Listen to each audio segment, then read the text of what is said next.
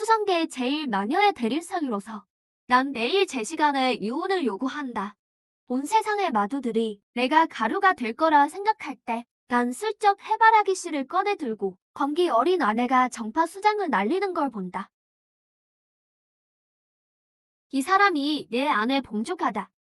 손가락 하나만 가닥해도 모든 걸 압살하며 마도를 지배하는 지존. 그리고 나 고백은 그녀의 대릴사위이자 가장 충성스러운 신복이다. 하지만 사실 난 한시도 빠짐없이 도망칠 궁리나 한다. 머릿속으로 주판을 튕겨보는데 미친 아내가 놈들을 상대하느라 바빠서 내 족은 쳐다도 안 본다. 지금 안 튀면 언제 튀겠어. 난 몰래 씨껍질을 소매에 넣고 계단에서 슬며시 일어났다. 살금살금 문 쪽으로 발을 옮겼다. 발걸음을 아주 죽이고 숨소리조차 최대한 낮췄다. 숨도 크게 못 쉬겠다. 작은 소리라도 냈다가는 사람 죽이는 미친 아내에게 들킬 테니까 못 본다. 못 봐. 날 못 볼 거야. 제발 뒤돌아보지 마. 드디어 문 앞까지 왔다. 이제 지긋지긋한 협박당하며 이혼 요구하던 날도 끝이다. 이 마국만 탈출하면 나 고백은 완전 자유라고 드디어 자유를 얻나 싶던 그때 눈 하나 안 깜박이는 아내가 내 뒷덜미를 나가채더니 차가운 목소리로 입안에 구자완양단을 쑤셔 넣었다. 고백, 이번 달만 벌써 30번째구나. 마침 오늘이 마지막 날인데 개근상 받기 싫어? 사직하겠다는 게 아니야. 이혼하겠다고. 대릴사의 관둘 거야. 이혼 사유는 우린 성격이 안 맞아. 말도 안 통하고 추구하는 게 달라. 넌 싸우는 걸 좋아하지만 난 평화롭게 노는 게 좋아. 넌 비정한 태도를 쫓지만 난 그냥 편하게 먹고 싶어. 다 말했어? 난 순간 움찔했다. 고개를 끄덕이자 그녀가 손짓했다. 다 말했으며 말다 했으며 이리 와. 마음은 죽어도 싫었지만 다리는 정직하게 걸어갔다. 보자 옆으로 가서 세 걸음 거리를 두고 멈춰 섰다. 이게 안전거리니까? 그녀는 말이 없었다. 그저 내 손목을 꽉 잡았다. 난 그 자리에서 굳어버렸다. 꼼짝도 할 수 없었다. 머릿속으론 이미 계산 중이었다. 만약 날 던져버린다면 어떤 자세로 착지해야 덜 창피하게 넘어질까? 바로 그때 대전 문이 쾅 하고 열리더니 흰 토포를 입은 신성 같은 노인이 달려왔다. 뒤에는 제자들이 수십 명 따랐다. 다들 잔뜩 화가 나서 일촉즉발의 기세였다. 노인은 수염을 빳빳이 세우고 봉조가의 코앞을 가리키며 외쳤다. 봉조가, 우리 청검종 새 정로를 가둔 이유가 뭐냐? 정파에 사람이 없다고 우습게 보느냐? 봉조가는 돌아보지도 않았다. 여전히 내 손목을 잡은 채 심지어 흥미롭다는 듯 손가락으로 내 손바닥을 살짝 긁었다. 비웃듯 다른 손을 들어 올리더니 우리 향해 가볍게 손가락을 튕겼다. 거창한 근홍도 화려한 법술도 없었다. 그저 바람 한 점분 아주 가벼운 바람이 불자 기세등등하던 청검종 대장모와 그 뒤에 정의 제자 수십 명이 순식간에 사라졌다. 먼지조차 남기지 않고. 저기 그냥 돌려보낸 거야. 가는 길에 바람이 좀 셀 수도 있고 그녀가 드디어 내 손목을 놓았다. 다시 턱을 베고 나를 쳐다봤다. 몸이 좀 분해됐을지도 모르겠네. 난 즉시 말을 바꿨다. 방금 어디까지 얘기했죠? 개근상은 말이죠. 제가 이번 달에 하루도 안 쉬고 정말 열심히 일했거든요. 그래, 허락하마. 감사합니다. 폐하, 하하, 다 됐어요. 어서 일 보세요. 전 주방 가서 저녁 좀 챙길게요. 말을 마치고 잽싸게 트려는데 대전 입구에 다다랐을 때 뒤에서 다시 그녀의 목소리가 들렸다. 고백, 몸이 뻣뻣하게 굳었다. 천천히 몸을 돌려 억지 미소를 지으며 물었다. 또 시킬 일 있으신가요? 그녀가 나를 보았다. 눈빛은 아주 평온했다. 내일은 좀 일찍 일어나라. 나랑 동해에 좀 가야겠어. 동해엔 왜 가시나요? 청검종 본산이 거기 있다더군. 가서 조목조목 따져봐야지. 당연하죠. 그럼요. 꼭 일찍 일어날게요. 따지러 가시는데 늦지 않겠습니다. 자존심이 밥 먹여주나? 일단 살고 봐야지. 빌어먹을 대릴사위. 사직은 내일 다시 시도한다. 다음날 다크서클이 큰 한 채로 봉조가에게 끌려 일어났을 땐 아직 해도 안 떴을 때였다. 동해에 간다니 이름뿐인 사위인 나도 가야 했다. 비행 도구 같은 건 안 탔다. 내 뒷덜미를 잡고 한 발 내딛자 풍경이 빛의 속도로 스쳐 지나갔다. 그리고 또 한 발, 비릿한 바다 냄새가 코끝을 찔렀다.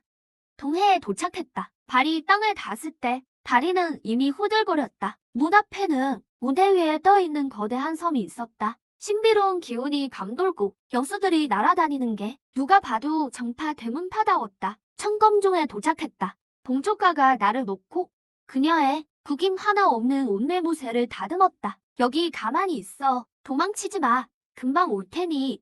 나를 남기고 그녀는 사라졌다. 금방 온다고? 부디 말이 좀 통했으면 좋겠네. 다음 순간 천검종의 방어막이 눈부신 빛을 내뿜더니 비눗방울처럼 펑 하고 터져버렸다. 섬 전체가 격렬하게 흔들리고 온갖 비명과 고함이 터졌다. 무기들이 부딪히는 소리가 울려 퍼졌다. 난 익숙하게 편한 자세를 잡고 바위 위에 걸터앉아 반지에서 해바라기 씨를 꺼냈다. 전투는 생각보다 빨리 끝났다. 잠깐 시간이 지났을까? 천검중 성공은 고요해졌다. 봉조가가 돌아왔다. 여전히 먼지 하나 묻지 않은 채 손에는 뭔가를 들고 있었다. 꽁꽁 묶여서 입에 천까지 물린 사람이었다. 옷을 보니 어제 손가락 하나에 날아갔다던 그 대장노였다. 어제 박살 났을 거란 말은 날 겁주려던 거였나 보다. 다시 내 뒷덜미를 잡고 가려는데 맑은 여자의 목소리가 들렸다. 공자, 부러워 마세요. 저는 요건파의 성녀입니다. 오늘 당신을 저 마녀에게서 구하겠습니다. 봉조가도 멈춰섰다. 흥미롭다는 듯 성녀를 보더니 기자를 구한다고? 그렇다. 마녀 주제에 남자를 납치하다니 죄질이 아주 나쁘구나. 오늘 내가 하늘을 대신해 정의를 실현하겠다. 성녀는 빛나는 장검을 들고 봉조가를 가리켰다. 나는 참지 못하고 입을 열었다. 저기 성녀님, 그게 말이죠. 오해가 좀 있는 것 같은데 공자께선 더 말씀하실 것 없습니다. 분명 이자에게 금제라도 당해 몸이 묶인 것이겠지요. 걱정 마세요. 제가 곧 구해드리겠습니다. 가련한 공자님, 나두에게 얼마나 겁을 먹었으면 도움 요청조차 못 하실까? 망했다. 말이 전혀 안 통해. 그녀는 단숨에 봉조가를 향해 검을 찔러왔다. 그리고 검은 봉조가 코앞 3촌 거리에서 멈췄다. 단 한 치도 더 나아가지 못했다. 성녀의 얼굴이 빨갛게 달아올랐다. 필사적으로 영력을 끌어올렸지만 검은 마치 공중에 박힌 듯 꼼짝도 안 했다. 봉조가는 움직이지도 않았다. 그저 고개를 까딱이며 그녀를 보았다. 요광파? 처음 듣는데 신생 운파인가? 성녀의 얼굴이 빨개졌다 하얘졌다. 봉조가는 두 손가락으로 검 끝을 잡았다. 검이 좋군. 바스락 소리와 함께 성녀의 성건이 끝에서부터 조각나기 시작했다. 결국 고철 덩어리가 되어버렸다. 쨍크랑 소리를 내며 바닥에 떨어졌다. 성녀는 멍해졌다. 손에 든 검자루를 보다가 다시 봉조가를 보았다. 입이 떡 벌어져 다물어지지 않았다. 나는 한숨을 쉬며 그녀 앞으로 다가갔다. 아가씨, 제 충고 좀 들으세요. 어서 집에 가세요. 여긴 위험합니다. 공자님 무서워 마세요. 이 목숨을 다해서라도 잠시만요. 언니, 절 구할 수 없어요. 진짜로요. 저 잘 지내고 있거든요. 먹여주고 재워주고 네네 보험까지 다 해줍니다. 연말엔 보너스도 나와요. 휴가가 없긴 하지만요. 보세요. 저 때리지도 않고 욕하지도 않아요. 그저 가끔 데리고 나가서 풍경 구경이나 시켜줍니다. 나는 뒤를 가리켰다. 이미 폐허가 된 천검종을 말이다. 이 풍경 참 독특하죠? 본래 성기가 감돌던 용산이었는데 지금은 사방이 구멍투성이다. 이건 성녀는 그대로 굳어버렸다. 봉조가가 다가와 내 옆에 서서 성녀를 훑어보았다. 자질은 괜찮은데 머리가 좀 나쁘군. 정리감이 멈추는 것 같으니 기회를 하나 주지. 그는 바닥에 천검종 장로를 가리켰다. 이자를 데리고 너희 요광파로 돌아가라. 내 도리에 대해 설명해주라고 해. 그리고 벌로 만마록을 1000번 베껴 써라. 다 쓰기 전까진 못 나간다. 말을 마친 그가 손을 휘두르자 성벽보다 두꺼운 거는 책 한 권이 펑 소리를 내며 성녀 앞에 떨어졌다. 성녀의 얼굴이 순식간에 책만큼 어두워졌다. 그리고 너는 돌아가서 오늘 출정 보고서 써라. 만자에서 한자라도 모자라면 하루치 월급 삭감이다. 아까 했던 말 취소다. 이 생활 진짜 못 해먹겠네. 마궁에서 연말 파티가 열렸다. 전 3개마도 연말 결산, 닉 우수사원 표창 대회. 마제의 가족으로서 나도 반드시 참석해야 했다. 이건 나에게 봉조가와 집 부수러 다니는 것보다 고통스러웠다. 기괴하게 생긴 동료들을 상대해야 하니까. 왼쪽엔 혈살종 종주가 앉아있고 오른쪽엔 유흥국 국주가 앉아있었다. 말도 안 되게 예쁜 여자였지만 걸을 때 둥둥 떠다녔고 그림자도 없었다. 봉조가는 가장 높은 보좌에 앉아 각 부서의 연간 보고를 받고 있었다. 내가 잠들려던 찰나 뜬금없는 목소리가 들렸다. 폐하, 고백이 무슨 자격으로 제군의 자리에 있습니까? 나 유비가 오늘 도전장을 내밉니다. 합판종을 걸고 그를 폐위시키겠습니다. 내 사람에겐 남의 간섭이 필요 없다. 봉조가는 내 편을 들며 현장에서 유비의 공력을 패했다. 나보다 더 허약한 범인으로 만들었다. 나는 슬쩍 요구했다. 이기면 한 달 유급 휴가를 달라고. 봉조가는 허락했고 나는 성공적으로 자신을 위해 한 달 유급 휴가를 따냈다. 빙의한 일의 가장 행복한 날이었다. 하지만 행복은 언제나 짧았다. 휴가 첫날, 봉조가가 내게 일감을 줬다. 옥패 하나를 던져주며 단방에 가서 물건 좀 받아와라. 이걸 가져가며 뭘 줘야 할지 알 거다. 나는 옥패를 들고 멍한 표정을 지었다. 봉조가는 내 마음을 꿰뚫어 보았다. 업무 수행이다. 휴가 사용하는 거 아니니까. 그 말에 나는 활짝 웃었다. 옥패를 들고 나궁 단방으로 갔다. 단방 장모는 영소수염 영감님이었는데 얘 옥패를 보더니 가장 은밀한 보관함에서 작은 옥병 하나를 꺼냈다. 조심스레 내게 건네며 제군, 해학께서 명하신 구전환영단입니다. 옥병을 받았는데 기분이 좀 이상했다. 왜 묘한 약처럼 느껴지지? 장모님, 이야기 정확히 어디 쓰는 거죠? 정기를 보하고 정신을 맑게 하며 부부 관계를 돈독히 하는 데 쓰입니다. 심장이 두근거리는 걸 참으며 봉조가의 침궁으로 돌아왔다. 그녀는 침대 옆에 앉아 책을 보고 있었다. 내가 돌아온 걸 보고 손을 내밀며 가져왔느냐? 나는 억지로 웃으며 옥병을 건넸다. 여기 구전환영단입니다. 그녀는 고개를 끄덕이며 병마개를 열고 용한 열매 크기만한 새빨간 알약을 꺼냈다. 귀한 향기가 순식간에 방 안을 가득 채웠다. 봉조가는 그 알약을 내 입가에 가져다 댔다. 입 벌려. 나는 그대로 굳어버렸다. 머릿속에 온갖 막장 장계가 스쳐 지나갔다. 봉조가가 눈썹을 치켜떴다.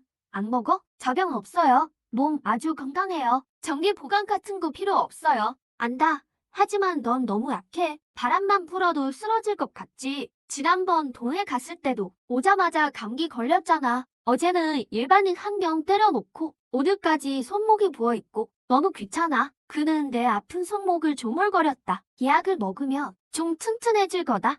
적어도 2걸음 걷고 헐떡이진 않겠지. 나는 알약과 그의 무표정한 얼굴을 번갈아 쳐다보았다. 잠시 망설이다가 입을 열었다. 알약은 입에 넣자마자 녹아내렸고 뜨거운 기운이 목을 타고 온몸으로 퍼졌다. 마치 화로에 던져진 기분이었다. 온몸의 피부가 뜨겁게 달아올랐다. 눈앞이 캄캄해지더니 그대로 정신을 잃고 말았다. 다시 깨어났을 때 나는 침대에 누워있었다. 몸을 움직여보니 느낌이 달랐다. 이전에 그 허약하고 기운 없던 느낌이 싹 사라졌다. 확실히 느낄 수 있었다. 몸 안에 힘이 가득 찬 것을. 수행 능력은 없었지만 신체 능력만큼은 몇 단계는 강제로 끌어올려진 것 같았다. 몸을 일으켜보니 봉조가가 근처 의자에 앉아 있었다. 그는 여전히 책을 읽고 있었다. 마치 아무 일도 없었던 것처럼. 그는 고개조차 들지 않았다. 일어나니 기분은 어떠냐? 괜찮아요. 그래, 앞으로는 매달 하나씩 먹어라. 고마워요. 펑차오거의 손길이 멈췄다. 고개를 들어 나를 한 번 보더니 됐다. 넌 내 사람이니까. 잘 돌보는 건 당연한 일이다. 나를 마친 그는 다시 책을 보았다. 침대에 앉아 그의 옆모습을 봤다. 복잡한 감정이 다시 밀려왔다. 하지만 다시 생각해보니 애완동물이 총알바지보단 낫지. 어차피 지금 내 몸 상태라면 아마도 한 달 휴가를 무사히 보낼 수 있겠다. 그 이상한 단약을 먹은 후부터 체력이 확실히 좋아진 것 같다. 적어도 펑차오거 외출할 때 뒷덜미가 잡혀 끌려가진 않으니까. 나의 유급 연차 휴가도 드디어 온갖 임무들 사이를 비집고 시작됐다. 휴가 계획은 간단했다. 잠자기, 먹기, 멍때리기. 그런데 첫날부터 불청객이 계획을 망쳤다. 그날 난 마당에서 꾸벅꾸벅 졸았다. 몸이 튼튼해지니 비 맞으며 자는 것도 즐거움이네. 갑자기 검은 그림자가 떨어졌다. 풀밭에 콩 소리를 내며 박히자 난 놀라 의자에서 벌떡 일어났다. 자세히 살펴보니 구덩이에 한 아이가 누워 있었다. 너덜너덜한 검은 옷을 입고 온몸이 상처투성인 채로 이미 정신을 잃은 상태였다. 아이 옆에는 배 하나가 보였다. 주워서 확인해보니 마연의 사람이었다. 마연은 펑차우거 다음가는 제도대 나도 조직이다. 아이를 밖으로 던져버릴지 아니면 발로 차버릴지 고민하던데 어느새 펑차우거가 얘 뒤에 나타났다. 하늘에서 떨어졌어요. 그가 다가가서 그 아이를 내려다보더니 다시 패를 확인했다. 마연의 소태자록은 어쩌다 우리 쪽으로 떨어진 거지? 그때 소년이 천천히 깨어났다. 눈을 뜨고 펑타오거를 보더니 겁에 질려 몸을 바들바들 떨었다. 하지만 이내 가슴을 쩍 펴고 우집스러운 얼굴로 그를 노려봤다. 너, 내가 바로 펑타오거냐? 우리 서방님이 그러셨어. 둥 하나 깜짝 안 하는 염하두라고. 난 하나도 안 무서워. 능력 있으면 어디 죽여보시지. 절대 빌지 않을 테니까. 펑차오거가 눈을 굽혔다. 아이와 눈을 맞추며 내가 왜 널 죽여야 하지? 그건 우린 적이니까요. 오, 하지만 넌 너무 작아. 죽여봤자 재미없겠는데? 좀 더 키운 다음에 보자. 당신 정말 너무해요. 난 정말 더는 못 봐주겠다. 됐어. 그만해. 애랑 무슨 신랑이야. 내가 다가가서 구덩이 속 아이를 끌어올리려는데 갑자기 그 아이가 입을 벌리더니 내 손등을 컥 깨물었다. 난 아파서 비명을 질렀다. 손을 세차게 흔들자 손등에 선명한 이빨 자국이 남았다. 은혜도 모르는 녀석 같으니 아이는 이를 틀어내며 고개를 돌려 비장한 표정으로 펑차오거를 봤다. 이 사람 건드리지 마. 죽이려면 나를 죽여. 이 사람한텐 손대지 마. 그는 평범한 인간이야. 마도들의 원한에 인간을 끌어들이지 마. 펑차오거는 이 광경을 보더니 갑자기 즐거워했다. 그는 자리에서 일어나 나에게 손짓했다. 구바에, 이리 와. 나는 그의 곁으로 갔다. 그는 아이가 보는 앞에서 내 허리를 감싸 안더니 나를 자기 품으로 끌어당겼다. 똑똑히 봐라. 이 사람은 내가 잡아온 인간이 아니야. 그는 내 것이다. 아이는 우리 둘을 보더니 머릿속이 정지된 듯했다. 그냥 여기 있어. 다 나으면 알아서 가고. 안 나으면 어떡해? 그에게 안긴 채 침소로 들어갔다. 문이 닫히고 나서야 그는 나를 놓아주었다. 방금 왜 그런 거야? 그냥 장난 좀 쳤어. 난 좀 마음이 안 좋았다. 그냥 저기 내버려 두게? 그럼 뭐 의사라도 불러줘? 그래도 아직 어린애잖아. 구바이, 마도에서 살아남지 못하면 아이가 아니라 시체가 되는 거야. 그의 말은 차갑고 현실적이었다. 그날 밤 나는 뒤척이며 잠들지 못했다. 구덩이 속 아이가 계속 생각났다. 밖에는 비가 내리기 시작했고 날씨가 꽤 쌀쌀해졌다.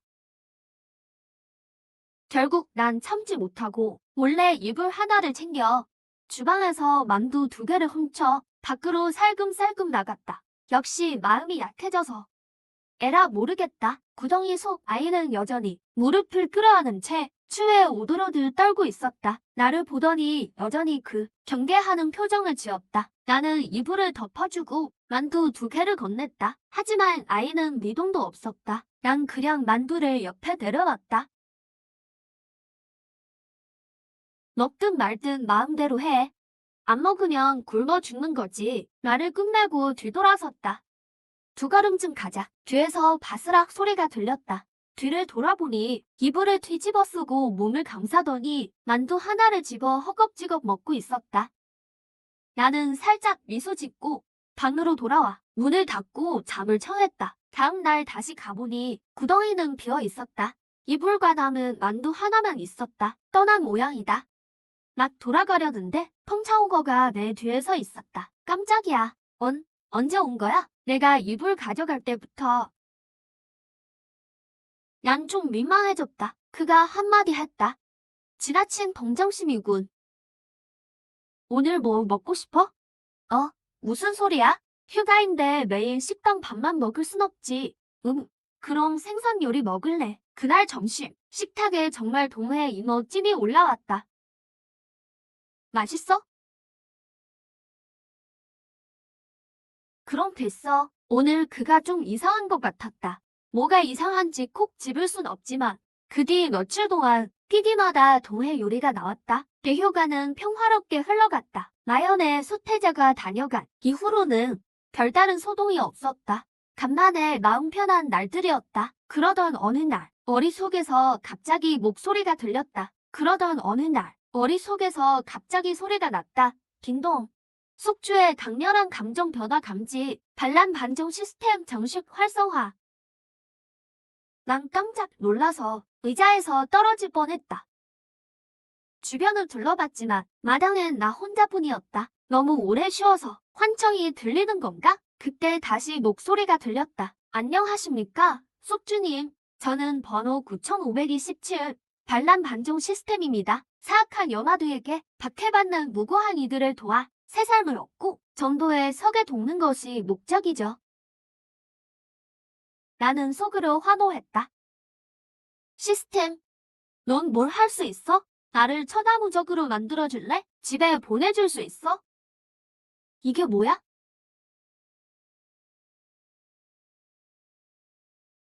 이건 여긴 대체 어디지? 본 시스템은 세계선 수정을 목표로 하며 주요 기능을 유무부여입니다. 완수 시 그에 따른 보상을 드립니다. 무슨 임무? 내가 시스템을 건드리려던 찰나 갑자기 하얀 빛이 번쩍였다. 다시 깨어났을 때 이미 다음 날이었다. 나는 서재 책상에 엎드려 깨어났다. 어제의 일이 꿈인 줄 알았지만 시스템 알림음이 다시 울렸다. 초보자 임무 발령, 펑차우거에게 부끄러움을 느끼게 하세요. 성공 보상, 세수당 한 날, 실패 시 숙주에게 전기 충격 처벌. 난멍해졌다. 시스템, 임무가 좀 이상한 거 아니야? 다른 걸로 바꿔주면 안 돼? 차라리 하늘에 구멍을 뚫으라든가? 그게 차라리 더 쉬울 것 같은데? 시스템, 우리 상회 좀 하자. 이건 정말 무리라고. 임무가 발령되었습니다. 변경 불가합니다. 12시간 내에 완수하십시오. 난 하루 종일 고민하다가 결국 소설책을 이용하기로 했다. 수납 반지여서 책 한 권을 심심할 때 샀던 로맨스 소설을 꺼냈다. 너로 정했다. 마법은 마법으로 이 미친 존재가 오글거림을 견딜까? 저녁에 책을 폼에 넣고 조마조마한 마음으로 침소에 갔다. 그는 검을 닫고 있었다. 검은 기운이 감도는 장검이었다. 검신에 불길한 기운이 서려 있었다. 난 이 검을 볼 때마다 목 뒷덜미가 서늘해진다. 그는 검 닦는 데만 집중하며 무슨 일이지? 해야 아주 신기한 책을 얻었는데 함께 나누고 싶었어요. 그래? 나는 책 표지를 뒤로 숨겼다. 보자마자 쫓겨날까봐 겁났다.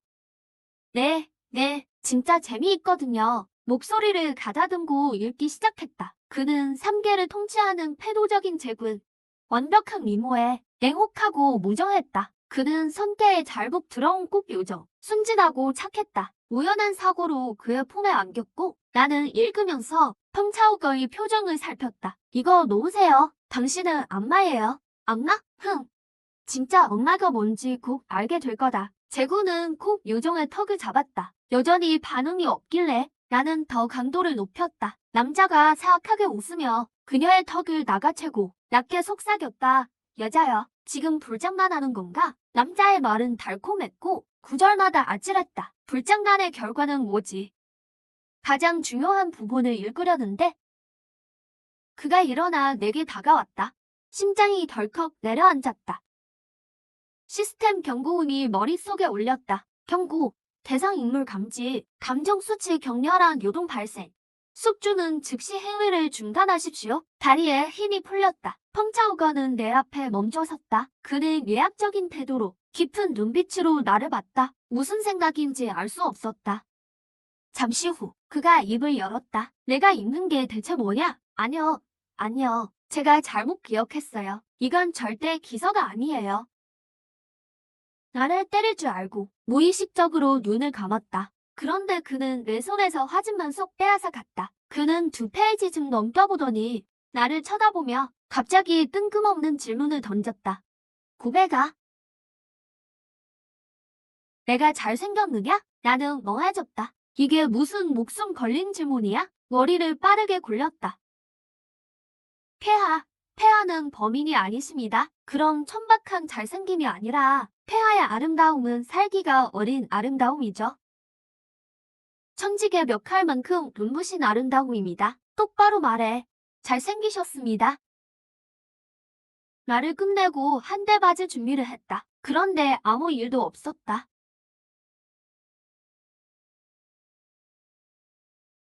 그는 한참 동안 나를 바라보더니 화집을 다시 내게 던져주었다. 지루하군. 그런데 그의 귓가가 무시해도 될 만큼 아주 살짝 붉어진 것 같았다. 띵! 숙주님의 초보 임무 완료를 축하합니다. 띵! 숙주님의 초보 임무 완료를 축하합니다. 봉조가가 부끄러움을 느끼게 하기. 임무 보상 세수당 한 알, 시스템 공간으로 지급되었습니다. 머릿속 목소리에 확실히 생겼다. 방금 그건 환청이 아니었다. 보상으로 받은 세수단을 챙기니 인생의 목표가 하나 더 늘었다. 시스템 임무를 완료하고 보상을 모아서 기회를 봐서 도망치는 것. 하지만 두 번째 임무는 한참 동안 나오지 않았다. 내 연차 휴가도 끝나가고 있었다. 더는 기다릴 수 없어서 스스로 기회를 만들기로 했다. 나는 완벽한 계획을 세웠다. 먼저 세수단으로 몸을 정화했다. 내공은 없어도 예전보다는 훨씬 빨리 뛸 수 있었다.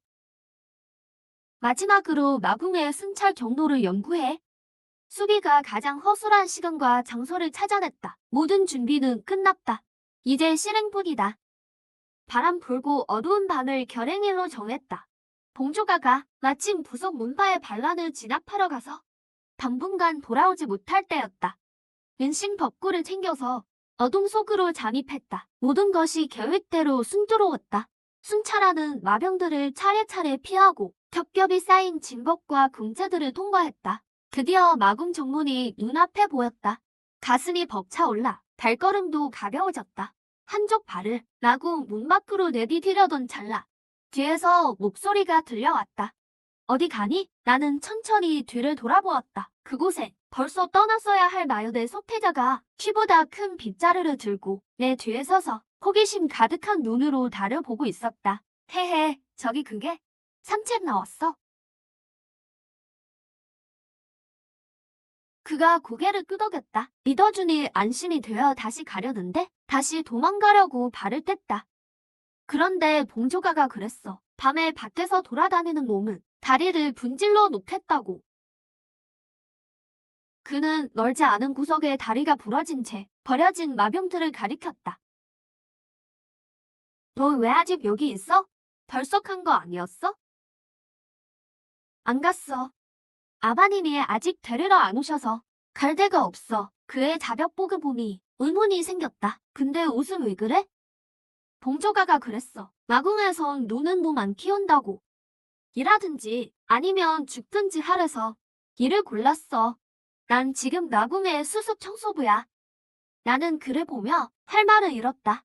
빨리 돌아가. 들키면 큰일 나. 조심스러워하는 그의 모습에 가슴 한구석이 찡해졌다. 넌 어쩔 건데? 넌 아직 마당 다 안 쓸었어. 텅 빈 궁전 앞에서 마당을 쓰듯 그의 작은 뒷모습을 보고 있으니 갑자기 마음이 짠해졌다. 결국 한숨을 내쉬며 다시 돌아갔다. 그에게서 빗자루를 빼서 들었다. 건도 같이 하면 금방 끝날 거야. 그렇게 바람 부는 어두운 밤, 완벽했던 도주 계획을 포기하고 적대 세력의 수태자와 함께 마궁 문 앞에서 밤새 바람을 쓸었다. 날이 밝아올 무렵 드디어 다 쓸었다. 자, 이제 가서 자. 그는 나를 보며 머뭇거리더니 저기 고마워. 그리고 미안해. 지난번에 깨문 거 사과할게. 괜찮아. 얘들이 다 그렇지. 가려는데 그가 갑자기 내 옷 소매를 잡더니 폰에서 뭔가를 꺼내 내 손에 쥐어주었다. 이거 볏짚으로 만든 인형이야. 솜씨는 서툴렀지만 제법 사람 모양을 갖추고 있었다. 그래. 잘 받을게. 집 인형을 챙겨서 지친 몸을 이끌고 내 처소로 돌아왔다. 방문을 열자마자 나는 그 자리에 얼어붙었다. 봉조가가 내 방에 앉아 있었다. 어둠 속에서 가만히 나를 쳐다보며 어디 갔었지? 머리를 빠르게 굴렸다. 잠이 안 와서 밖에 나가 마당 좀 쓸었습니다. 사실대로 말했다. 말도 안 되는 소리처럼 들리겠지만 방 안의 공기가 숨 막힐 듯 무거웠다. 그가 일어나 내게 다가왔다. 나도 모르게 한 걸음 물러났다.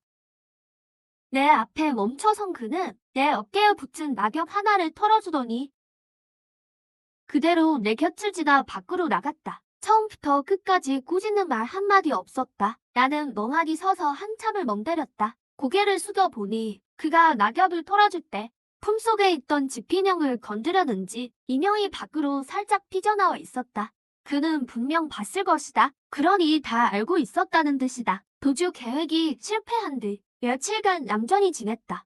봉조가가 나를 아주 바짝 감시했기 때문이다. 어디를 가든 귀신같이 나타났다. 매우 어딘가에 추적 장치라도 달아둔 게 아닐까 싶었다. 어느 날 마당에서 장치 신호를 찾아낼 방법을 고민하던데 마장 한 명이 급하게 달려왔다. 폐하께 보고 드립니다. 큰일 났습니다. 마연의 주인이 군사를 이끌고 쳐들어왔습니다. 가슴이 철렁 내려앉았다. 올 것이 왔구나. 소태자의 아버지가 드디어 찾아온 것이다. 봉조가를 따라 마궁 정문에 도착했을 때 밖은 이미 어두웠고 사람들이 구름처럼 몰려와 있었다. 맨 앞에는 봉조가처럼 기세가 등등한 중년 남자가 서 있었다. 그가 바로 마연의 주인 연재였다. 연재의 곁에는 비단 옷으로 갈아입은 소태자가 서 있었다. 소태자는 나를 보더니 시선을 슬쩍 피했다. 봉조가 아무 이유 없이 내 아들을 납치하다니 나와 전쟁이라도 하자는 거냐? 납치? 연재, 내 아들한테나 물어봐라. 여기에 어떻게 왔는지. 연재가 뒤를 돌아 소태자를 노려보자 소태자가 움찔하며 목을 움츠렸다. 제가 그냥 실수로 떨어진 거예요. 그 말을 듣고 연재의 안색이 더 어두워졌다. 그렇다 해도 내 아들을 며칠이나 가둬두고 여기서 마당까지 쓸게 하다니 정말 크나큰 굴욕이다. 본인이 선택한 거다. 이랑 하면 벌을 받아야지. 연재는 말문이 막히고 말았다. 네 이놈. 그때 태자가 갑자기 입을 열었다. 아버지, 이 사람 잘못 아니에요. 고백이 날 걷어준 거예요. 순간 모두의 시선이 내게 쏠렸다. 연재가 날 유심히 살폈다. 눈빛에는 의아함이 서려 있었다. 내가 그 피부사의 고백이냐? 그렇습니다. 연재의 강력한 압박감이 느껴졌다. 그때 태자가 갑자기 앞장섰다. 아버지, 이 사람이 이불도 챙겨주고 만두도 챙겨주고 같이 청소도 해줬어요. 나쁜 사람 아니에요. 연재가 헛기침을 하며 무한함을 감추려 했다. 그건 그거고 이건 이거다. 봉조가 내 아들을 엿보이다니 오늘 반드시 해명을 해라. 해명? 어떤 해명을 원하나? 우리 한판 붙어서 승부를 내자. 내가 이기면 나궁의 성세곳을 내게 넘겨라. 내가 이기면 아들 일은 없던 걸로 하마. 봉조가가 바로 수락할 줄 알았는데 의외로 고개를 저었다. 오늘은 바빠서 안 된다. 연재는 당황했다. 왜 빠지는 대답이 없기 때문이다. 무슨 뜻이냐? 겁이라도 난 거냐? 아니, 오늘은 날이 좋지 않아서 싸울 날이 아니야. 말을 마친 연재가 하늘을 봤다. 하늘은 구름 한 점 없이 맑았다. 날이 안 좋긴 뭐가 안 좋나. 모두가 의안이 벙벙해 있을 때 났던 하늘이 갑자기 어두워졌다. 먹구름이 사방에서 몰려오더니 순식간에 태양을 가려버렸다. 구름 속 보랏빛 번개가 요동치며 치지직거리는 소리를 냈다. 천지를 뒤흔들 외압감이 내려앉았다. 천겁이다. 게다가 이 기세는 가장 공포스럽다는 구구자 소실내 겁이로군. 어떤 대능이기에 하필 여기서 천겁을 맞는 건가? 구름은 점점 낮게 깔리고 천둥 소리는 더욱 커졌다. 모두가 겁에 질려 떨고 있는데 봉조가마는 여전히 평온했다. 그는 심지어 하늘을 향해 손을 까닥였다. 그러자 모두가 보는 앞에서 고수도 재로 만드는 천겁 구름이 방향을 틀더니 연재와 그 뒤에 있는 마연 대궁 머리 위로 날아갔다. 이 광경을 본 연재의 목소리가 떨리기 시작했다. 조가, 너 무슨 짓을 한 거냐? 별거 아냐? 엊그제 원수가 청겁을 맡길래 아까워서 그냥 좀 챙겨뒀지. 오늘 내 해명용으로 꺼내봤다. 이 정도면 충분하지 않나? 그는 머리 위에 구름을 보았다. 언제든 자신과 가설들을 한 번에 날려버릴 노은이었다. 그는 침을 꿀떡 삼키더니 얼른 필요 없다고 손살에 쳤다. 봉조가가 다시 성 이야기를 묻자. 아냐, 관두마. 내 아들이 몰래 했네. 돌봐주셔서 고맙소, 제군.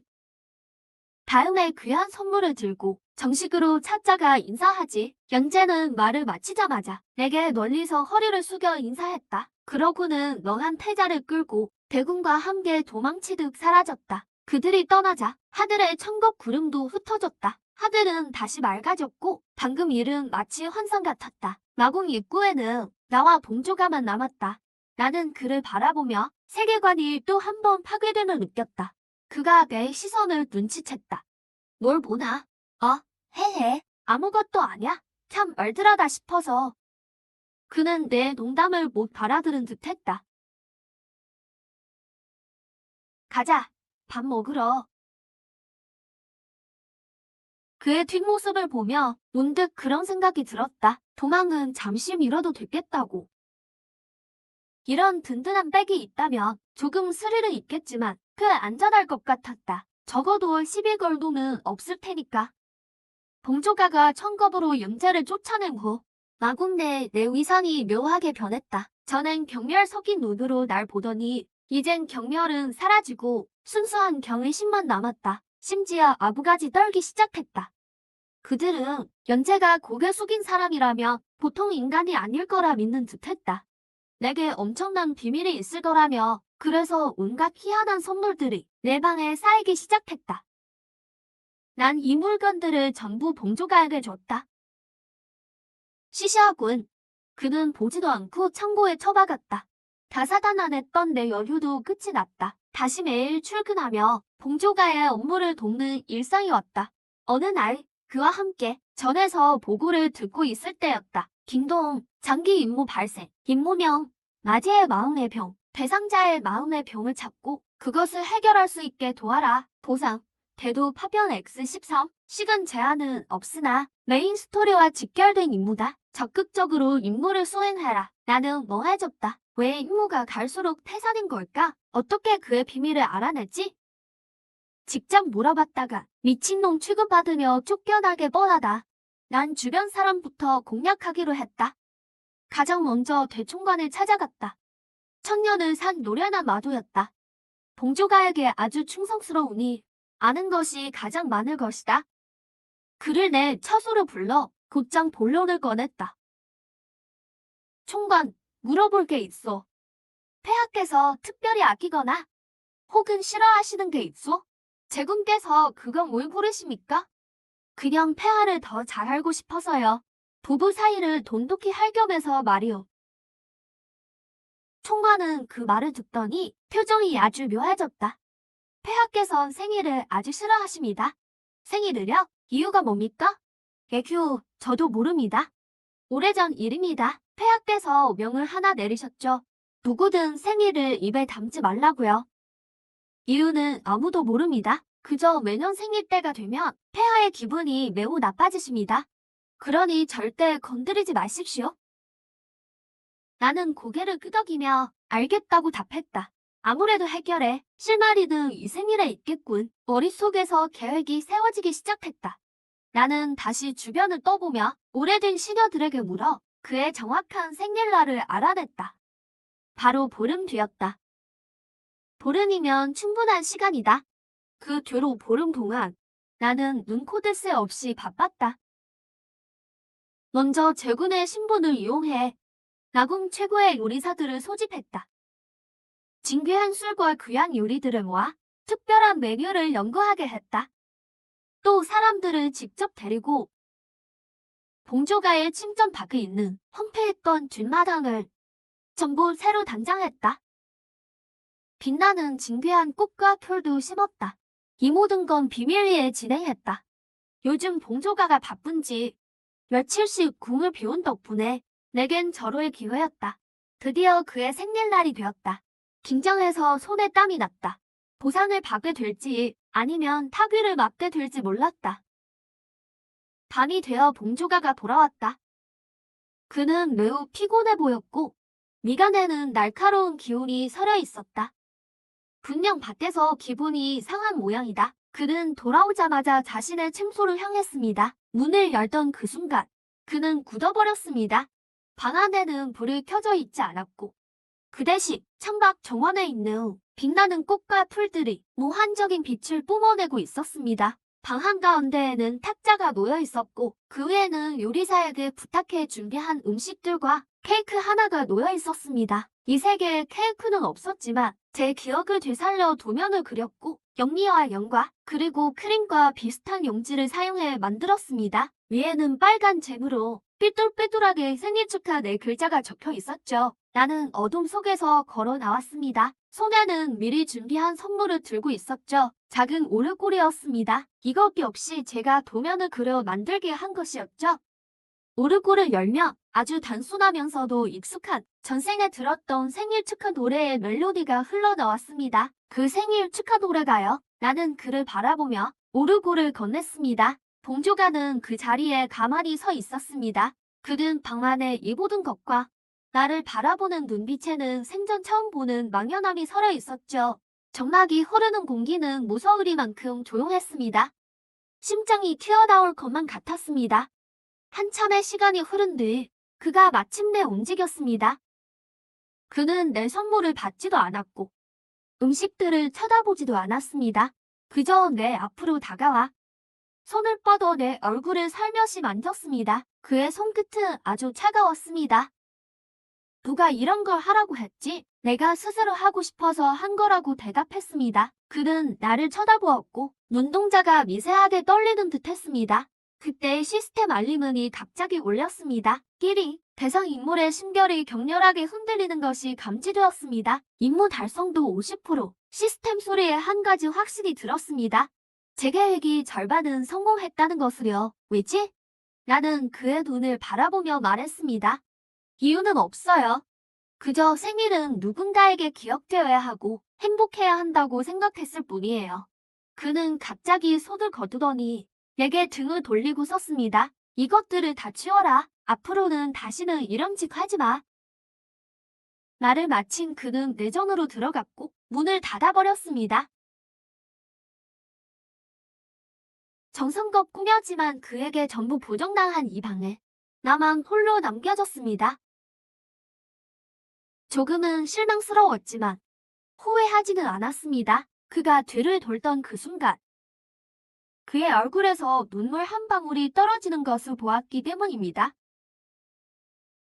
생일날 밤 이후로 봉조가는 며칠 동안 나를 만나주지 않았습니다. 그는 침소에 틀어박혀 아무도 만나지 않았습니다. 마궁 전체의 분위기가 비정상적으로 가라앉았고 모두가 숨을 죽이며 기분이 좋지 않은 주권자의 노여움을 살까봐 전전긍긍했습니다. 오직 내 마음만이 평온했습니다. 왜냐하면 나는 알고 있었으니까요. 무언가가 이미 달라졌다는 것을요. 그날 이후로 며칠 동안 나는 아무런 일도 하지 않았습니다. 어느 날 마당에서 멍하니 앉아있는데 시스템의 목소리가 다시 울렸습니다. 끼리 신결 임무의 후속 스토리가 활성화되었습니다. 봉조가의 기억 환상 속으로 진입하시겠습니까? 신결의 근원을 탐색합니다. 주의 환상 속에서 숙주는 방관자 시점이며 스토리에 간섭할 수 없습니다. 단, 환상 속의 감정 상태는 숙주에게 그대로 전달됩니다. 나는 망설임 없이 얘를 선택했습니다. 이것이 바로 내가 알고 싶었던 것이었으니까요. 눈앞에 백색 광채가 번쩍이더니 주변 풍경이 순식간에 바뀌었습니다. 다시 눈을 떴을 때 나는 황폐해진 작은 마을에 서 있었습니다. 하늘은 잿빛이었고 공기 중에는 피비린내와 타는 냄새가 진동했습니다. 멀지 않은 곳에서 한 어린 소녀를 보았습니다. 대략 7, 8살 정도로 보였고 낡은 베옷을 입고 있었으며 얼굴은 꼬질꼬질하게 더러워져 있었습니다. 하지만 그 눈을 보는 순간 바로 알아차릴 수 있었습니다. 봉조가였습니다. 장면이 다시 바뀌었습니다. 어린 봉조가는 자신과 비슷한 또래의 아이들에게 둘러싸여 이리저리 밀쳐지고 있었습니다. 넌 우리랑 달라. 우리랑 다르다고. 우리 마을에서 당장 떠나. 아이는 품속에 무언가를 꾹 껴안은 채 입술을 꽉 깨물고 아무런 말도 하지 않았습니다. 그저 날아오는 돌멩이와 흙덩이들을 온몸으로 받아낼 뿐이었죠. 나는 아이가 품에 안고 있는 것을 보았습니다. 풀로 엮어 만든 아주 투박한 풀꼬리였습니다. 그때 장면이 또 바뀌었습니다. 어린 봉조가는 홀로 낡은 묘당에 앉아 있었습니다. 밖에는 장대비가 쏟아지고 있었고 아이는 구석에서 다리를 웅크린 채 온몸이 흠뻑 젖어 있었습니다. 눈에는 눈물이 맺혀 있었죠. 그때 인자해 보이는 한 여인이 들어왔습니다. 그녀는 종이 우산을 받쳐들고 수수한 옷차림을 하고 있었습니다. 그녀는 다가와서 어린 봉조가에게 깨끗한 겉옷을 입혀주었습니다. 그러고는 따뜻한 만두 하나를 건넸습니다. 어린 봉조가는 경계심 때문에 곧바로 손을 뻗어 받지 않았습니다. 대신 냄새를 킁킁 맡아보았죠. 얘야, 어서 먹으렴. 어린 봉조가는 잠시 망설이다가 만두를 받아들었습니다. 고맙습니다. 여인은 그 말을 듣고 부드러운 목소리로 어린 봉조가에게 물었습니다. 이름이 뭐니? 조가예요. 조가, 정말 예쁜 이름이구나. 오늘이 내 생일이니? 전 생일이 없어요. 여인은 머리에서 하얀 작은 꽃 한 송이를 떼어내 그 풀고리에 꽂아주었습니다. 그럴 리가 있겠니? 보렴, 이제 예뻐졌지? 내가 서러워하는 건 보고 싶지 않구나. 이제부터 오늘을 내 생일로 하자. 알았지? 어린 봉조가는 하얀 꽃이 장식된 풀꼬리를 바라보았습니다. 그 눈에 처음으로 생기가 돌았습니다. 아이는 힘차게 고개를 끄덕였습니다. 장면이 다시 전환되었습니다. 마을에 큰 불이 났습니다. 청도의 옷을 입은 수사 무리들이 마을 사람들을 학살하고 있었습니다. 비명이 끊이지 않았습니다. 동선맹의 명을 받들어 아종을 제거하라. 한 명도 남기지 마라. 그때 나는 폐허가 된 불길 속에서 어린 봉조가가 무력하게 울고 있는 것을 보았습니다. 한정도 수사가 아이를 발견했고 비건을 휘둘러 아이를 죽이려던 찰나 나는 그 인자했던 여인이 어린 봉조가를 보호하기 위해 비건의 가슴이 꿰뚫리는 것을 보았습니다. 그녀는 피 웅덩이 속에 쓰러졌고 손에는 여전히 그 하얀 꽃을 꼭 쥐고 있었습니다. 어린 봉조가는 그녀 곁에 무릎을 꿇고 가슴이 찢어지는 듯 울부짖었습니다. 바로 그때 어린 봉조가의 몸에서 갑자기 공포스러운 힘이 솟구쳐 올랐습니다. 검은 마귀가 그녀의 몸에서 폭발하듯 뿜어져 나왔고 그 수사들은 폭주하는 그녀의 힘 앞에서 순식간에 재가 되어 사라졌습니다. 마을 전체가 평지로 변해버렸습니다. 결국 그녀 혼자만이 남았습니다. 피 묻은 풀고리와 말라 비틀어진 하얀 꽃을 품에 안은 채 폐허 속에 앉아 있었습니다. 그날은 그의 생일이었습니다. 또한 그가 막격에 눈을 뜨고 모든 것을 잃은 날이기도 했습니다. 환상은 여기서 끝이 났습니다. 나는 현실로 돌아왔지만 온몸이 차갑게 식어가는 기분이었습니다. 가슴에 커다란 바위가 얹은 것처럼 숨이 막히고 괴로웠습니다. 이것이 바로 그의 신결이었던 것입니다. 생일은 그에게 행복이 아니라 가장 고통스러운 기억이었던 것이죠. 내가 선물한 케이크와 선물은 마치 그의 상처에 소금을 뿌린 것과 같았습니다. 일어났다. 그녀의 침소 앞으로 걸어갔다. 문을 두드리지 않았다. 누구도 만나고 싶지 않을 거야 하니까. 그저 저장 반지에서 물건 하나를 꺼냈다. 그건 화분이었다. 작고 하얀 꽃이 심어져 있었다. 환상 속 여인이 선물한 그 꽃이었다. 며칠 전 정원을 정리하다 발견한 건데 예뻐 보여서 챙겨두었던 것이다. 그걸 문 앞에 두었다. 그리고 바닥에 앉았다. 뭔가에 기대어 말도 하지 않았고 떠나지도 않았다. 그저 알려주고 싶었다. 혼자가 아니라는 것을. 그렇게 하루 꼬박 앉아 있었다. 조용히 곁을 지켰다. 다음 날 아침 문이 열리고 펑차오거가 나왔다.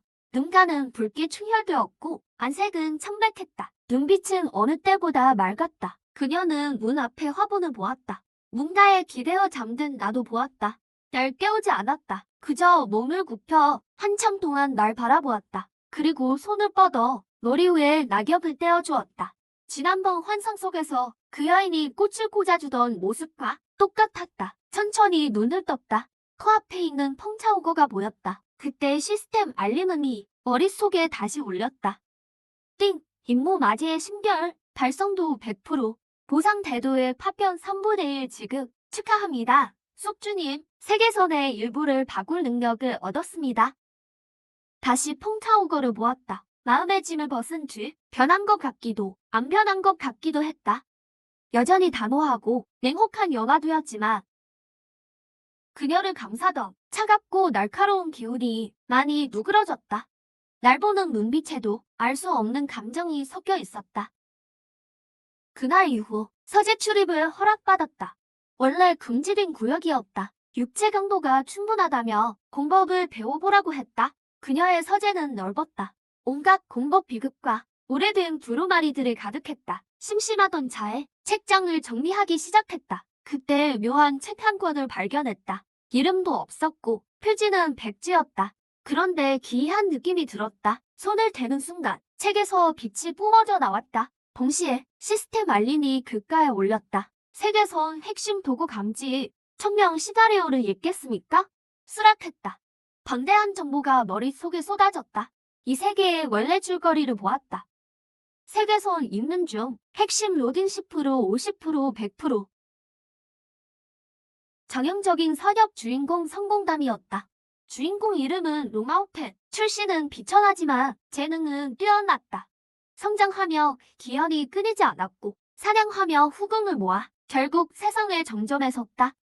그리고 펑차오거는 이 시나리오의 처음부터 끝까지 완벽한 최종 악역 보스였다. 존재하는 유일한 이유는 주인공 롱아웃텐을 위한 최종 결정적인 디딤돌일 뿐이었다. 시나리오의 결말은 롱아웃텐이 정파의 힘을 모아 후궁들과 펑차오거를 포위하고 주인공 버프를 이기지 못한 그녀가 그의 칼에 베어 혼비백 사나며 사라지는 것이었다. 롱아웃텐은 3개의 주제자가 되어 만민의 추앙을 받았다. 이게 롱아웃텐이라고? 책 속으로 들어온 거였나? 그것도 이름조차 나오지 않는 악역 보스의 가짜 베릴 사위로. 이게 뭐야? 지옥 난이도의 시작이잖아. 당황하지 마십시오, 숙주님. 숙주님의 개입과 마제의 신결 임무 완료로 세계선이 크게 뒤틀렸습니다. 천명 시나리오의 구속력이 약해졌으니 이제 최종 메인 퀘스트 시나리오를 찢어라. 임무 천명 시나리오를 완전히 분쇄하고 펑차오거의 죽음을 막으십시오. 보상류 원래 3개로 귀환. 보상 2 세계의 천도 권능 획득. 펑차오거와 영생 공유.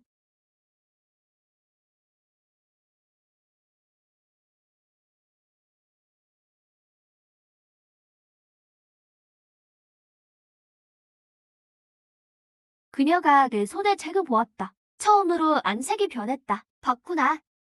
그녀의 눈을 보았다. 아무 말도 하지 않고 책을 준 손에 힘을 주었다. 그래서 다 알게 된 건가? 난 그저 정해진 결말을 따르는 책이고 죽을 운명의 디딤돌일 뿐이라는 걸 그녀를 보았다. 3계 최강자인데도 그 말을 베는 순간 처음 보는 무력감이 느껴졌다.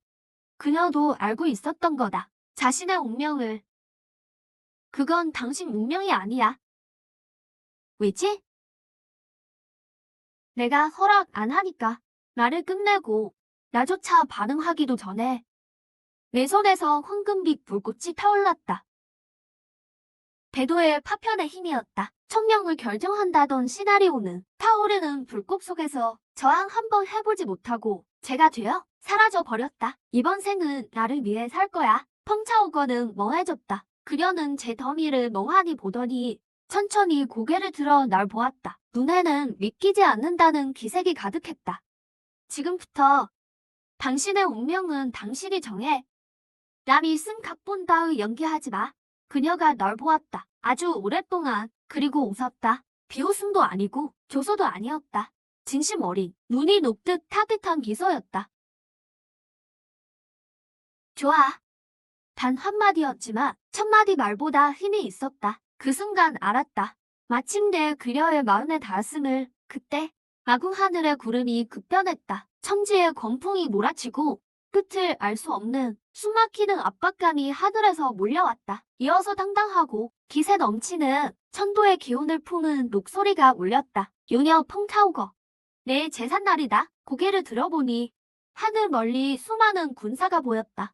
온몸에서 금빛을 뿜으며 칠색 구름을 타고 수많은 여인에 둘러싸인 남자가 나타났다.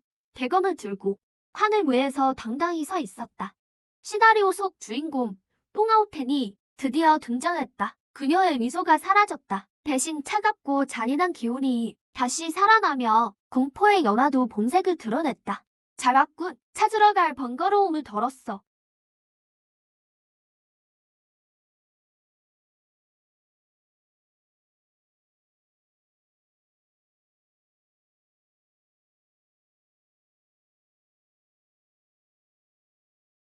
잠깐. 이번엔 내가 먼저 갈게. 그녀는 마기를 거두고 담담히 웃으며 가볍게 고개를 끄덕였다. 나는 바로 몸을 돌려 정갑 밖으로 한 걸음씩 걸어 나갔다. 하늘 위 롱아우텐과 마주할 준비를 한다. 롱아우텐은 하늘 위에 서 있었다. 정도 연맹을 집결시킨 것에 분노하며 자신의 모든 연인들을 거느리고 위풍당당하게 마궁으로 쳐들어왔다. 시나리오에는 이미 적혀 있었다. 그는 이곳에서 여마두 펑타오가 천지를 뒤흔들 대전투를 벌이게 되고 그리고 최종 승리자는 결국 그가 될 운명이었다. 하지만 그는 꿈에도 몰랐을 것이다. 마궁에서 가장 먼저 걸어 나온 사람이 여마두 펑차오거가 아니라 보잘것없는 나라는 사실을. 넌 누구냐? 펑차오거더러 나와서 결판을 내자 해라. 자기소개를 좀 하지. 내 이름은 구바이다. 이 마궁의 제군이자 펑차오거의 정식 남편이지. 대릴 사위 주제에 감히 우리 형님과 말상대냐? 당장 꺼져라. 형님 눈 버리기 전에 난 그들을 무시했다. 그저 조용히 지켜볼 뿐. 롱아우텐의 손바닥에 한기가 서리더니 낡은 우페 하나가 허공에서 나타났다. 거기엔 천도라는 두 글자가 새겨져 있었다. 이게 바로 시스템이 준 보상이다. 천도 권능의 임시 체험 카드에 롱아우텐이라고 했나? 내 주인공 버프는 이제 끝이다. 내 말이 끝나기가 무섭게. 롱아우텐이 미처 반응하기도 전에 몸을 감싸던 금빛 보호막이 지지직거리더니 고장난 창부처럼 꺼져버렸다. 동시에 발밑의 구름도 펑 하고 흩어졌다. 그는 그대로 허공에서 추락했다. 순식간에 사방이 고요해졌다. 연인들이 그제야 정신을 차리고 비명을 지르며 달려가 그를 부축했다. 롱아우텐은 바닥에서 기어 일어났다. 얼굴은 엉망이었고 얼굴엔 당혹감이 가득했다. 네, 외국력이 어디 갔지? 그는 체내의 영역이 우형의 힘에 완전히 엉돌린 것을 깨달았다.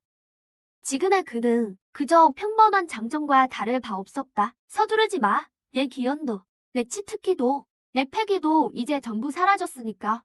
넌 이제 그냥 롱아우텐이라는 평범한 사람이야. 너 대체 누구냐? 무슨 짓을 한 거야? 나한테 대체 무슨 짓을 한 거냐고. 난 이 세계의 버그 같은 존재랄까? 바로 그때 펑차오거가 내 뒤에서 걸어 나왔다. 그녀는 롱아우텐을 쳐다보지도 않았다. 그저 내 곁으로 다가와. 다 놀았어? 이 정도면 됐어. 그녀는 손을 뻗어 흐트러진 내 옷깃을 자연스럽게 정리해 주었다. 그럼 이제 내 차례네. 대단한 법수를 쓴 것도 아니었다. 그저 손을 들어 그들을 향해 가볍게 휘둘렀을 뿐. 롱아우텐과 그의 모든 연인들은 비명을 지르며 지평선 너머로 사라졌다. 어느 구석진 곳에 처박혔는지 알 길이 없다. 진짜 평범한 삶을 체험하러 갔겠지. 세상이 조용해졌다. 그녀는 손을 내렸다. 무심한 표정이었다. 마치 먼지 하나를 털어낸 듯한 모습이었다. 바람이 그녀의 옷자락을 스쳤고 눈빛은 잔잔한 호수처럼 고요했다.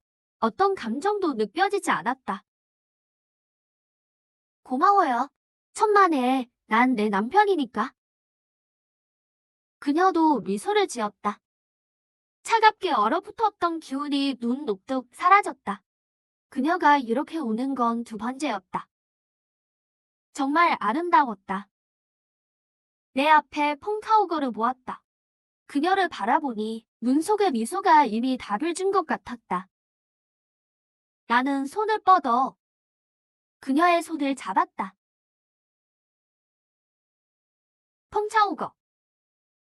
나 이제 사표 낼래. 뭐라고?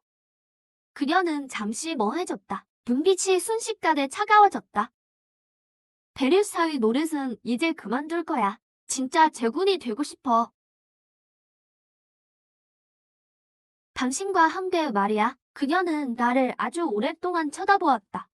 얼마나 길었는지 혹시 속으로 이런 생각을 하다 싶었다. 한 방에 날 날려버리지 말지 말이다. 그렇게 한참을 마주 보았다. 마침내 그녀가 화사하게 웃으며 고개를 끄덕였다.